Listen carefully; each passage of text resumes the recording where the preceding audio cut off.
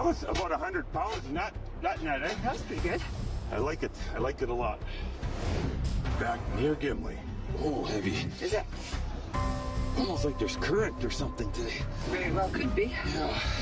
Last time out, Gene debated about mesh sizes, actually swapping some nets that were performing well in order to target larger fish. We were right on target till last week. Had a few bad days. But we're expecting that anyway. Yeah, February's here, but the countdown is on. Kind of need so much per week just to have that little bit of a cushion at the end in case it gets really bad. How's your hand? It's sore. Around with the auger, trying to get the spiral on. And I grabbed it and grabbed my operated thumb on the... Oh, it's gonna be a long day. But you don't stop it. Just let it. I know, but drop. I didn't Don't think. Stop it. Still recovering from off-season surgery, it's the second day in a row Gene has accidentally bashed his hand. I'm just not the brightest bulb at times. It didn't give me time to think. I just went in there and bang. I sure feel it today. Good. This is the type we were fishing last winter to get away from whitefish, but this year I want whitefish, so we're gonna switch out the next ones. That's a tough filler, eh? Ooh. That's a bonus. Look how fresh he is, eh? Yes. They're not supposed to be in these nets, so you imagine what's really down there, eh? If you only catch a few feet on each side of your net, it's amazing the amount of fish that's in this lake. They know I'm weak. The fish can sense it. Just do whatever they want with me. The cat is some nights. I sense you're weak too. A bit of breathing room on the quota would be a real lift for the Pishkis. A little bit of a surprise here. Like that was an empty tub and we might almost fill it up. Right on. Okay.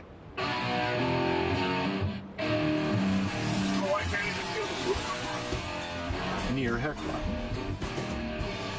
As Chris tows Trevor home, the pain in Matt's frozen feet is getting worse. Matt's best bet is to take off his boots and get his feet closer to the heater. Rubbing them will improve circulation and fight off potential long-term damage from frostbite. They're still 30 minutes from base camp. We were about there for 3 hours, roughly sitting out there in the cold. We had the heater going on in the lifting caboose, but it wasn't doing justice. Like, body temperature was staying good, but both of us, our feet just would not warm up. And then by the time that Chris got out, I just hopped in the bomber, so I couldn't feel my feet. Tell him just to follow us. Just stay behind us, okay? I was thinking about passing you. With his day of fishing ruined, Trevor is trying to keep things in perspective. See, it's just too hard to come up here every single day. Like, everything keeps breaking. It's getting way too hard to keep up with. It's costing me way too much money, too. There's one final hurdle before returning to shore. Okay, I got slush here.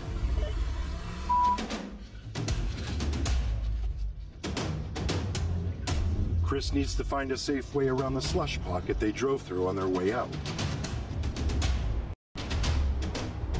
I was gonna go pull everything up. Okay, let's see if we can get you through this. Much wood. With 2 tons of dead weight behind him, Chris has no choice but to go forward. You don't want to back up. You want to go forward. You can't get through it. Then you got to go around it. Chris needs to break trail in heavier snow. There's only one way forward, and that's with the throttle wide open.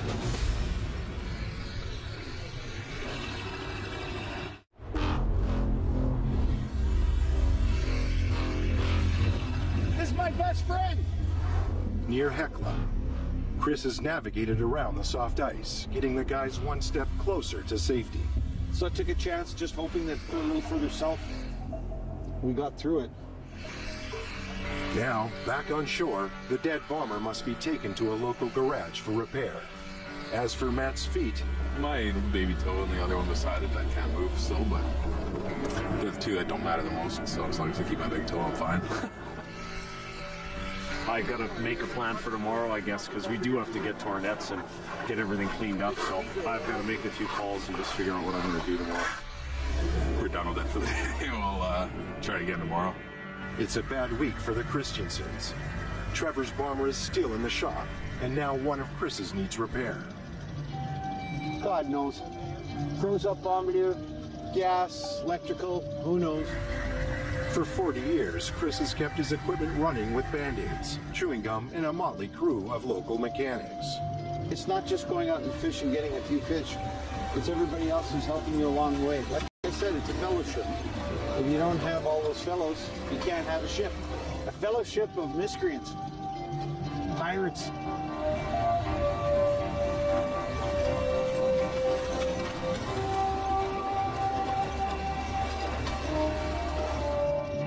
Okay. Let's go home.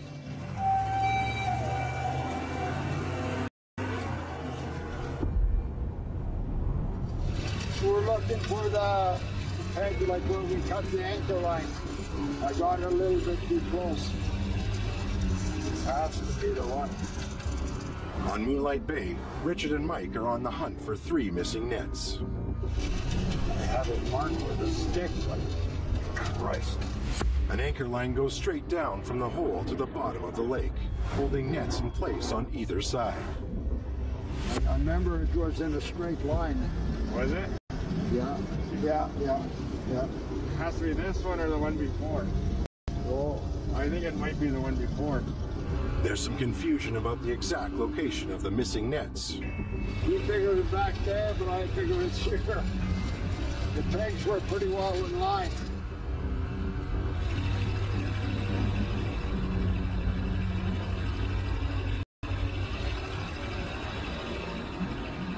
That was pretty close. Yeah. We'll try one more up ahead. One more. Trying to find which one we have to, which one we cut. I'll check this one and see if then we'll go back. Richard and Mike find one of the nets, but discover they can't lift it by hand. We tried to get it, but we couldn't get it. The current was too heavy, so it just pulled the nets. No, we couldn't get her this time because with all the panic and all that, I thought I forgot to put up a marker, but we'll have to wait till next time. Let's just leave it for the next lift. We'll just go back in. We had too many things on our mind, and if we would have marked it, it would have been fine, but we didn't. That's all right. We'll go inshore. Frustrated again, Richard and Mike move on, hoping the next 2 nets are easier to deal with. But now must cross back over the ice ridge. Take a gander here. Yeah, she opened pretty good. Just put a little bit of snow on there, eh, Mike? Oh yeah. That's pretty wide though, isn't it? The intense cold has caused the ice to shrink and the crack has opened up.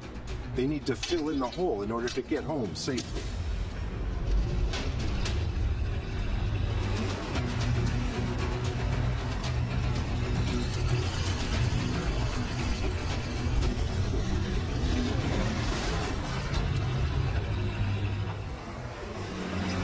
Good.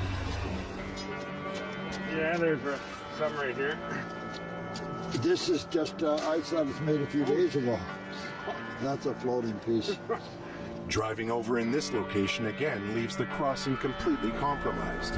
Mike will need to find a new path with the snow machine.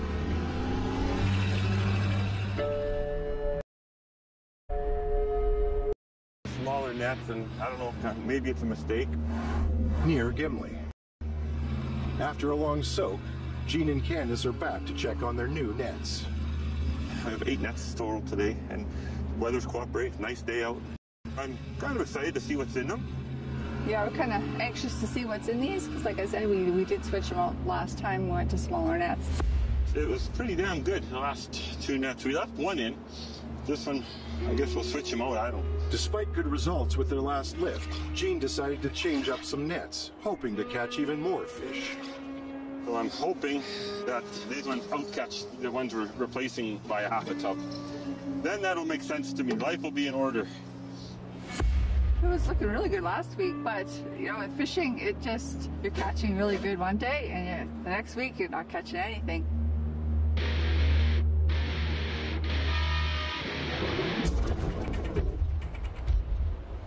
Not bad, eh?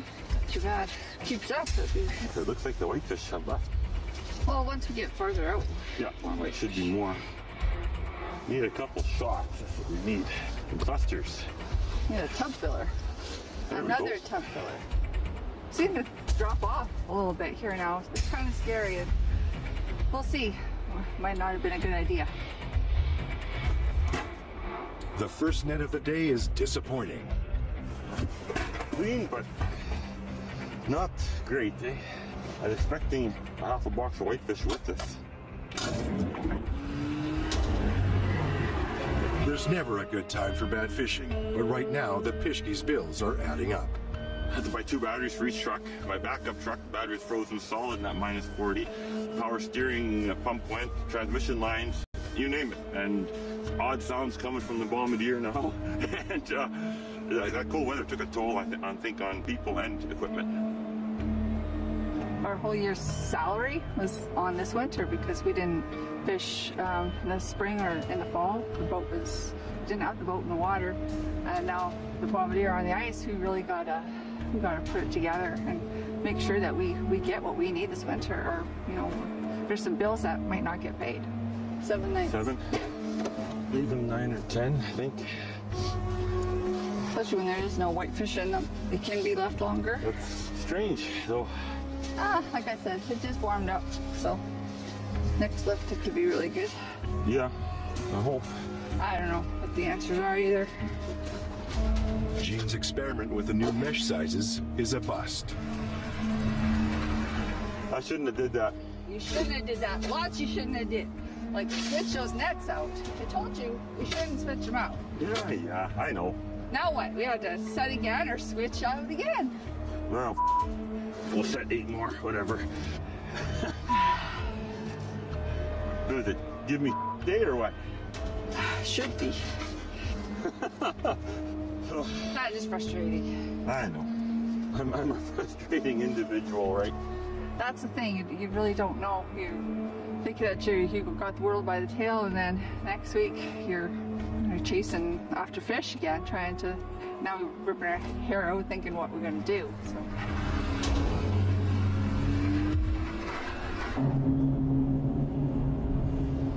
That's pretty bad, eh? That's bad. There's nothing here now. It's okay. You can yell at me later. In Gimli Harbor, the Pishkis are realizing Gene's decision to swap out nets is a huge mistake. I think the whitefish has moved. They were down here last time, even in the 4.5. We didn't get a whole lot.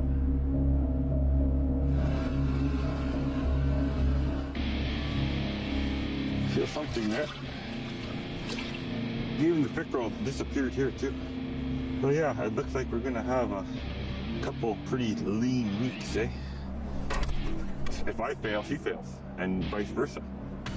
And so then you can't pay the bills. You have to succeed. And the pressure is there. The pressure is always there. I'm gonna have to start staying up later and thinking at night. You should. I have to think of a plan. I have to. You should stay up all night and work out a new plan, okay? My plan sucks. Yeah, but it's bad. We shouldn't have pulled anything and shouldn't have switched anything out. It's not what we were expecting. But this year, I thought we had it in hand, under control, the quota. You know, the way the fish has dropped it through the cold weather, and I shortened up when I shouldn't have. I'm not happy, but what can you do? You got to do it. You got to go out. And it's just harder. It's harder at this time of year to set because the ice is so much thicker now, and I'm not always right, and I'll admit that. I would like to think I'm always right, but you know. But she listens to me too often sometimes, and maybe she should just say it. No, we're leaving this gang of nets in, and we're doing this. After a lousy day fishing, the Pishkis have to consider all options. Do they switch back to the original net sizes or set more nets further from shore?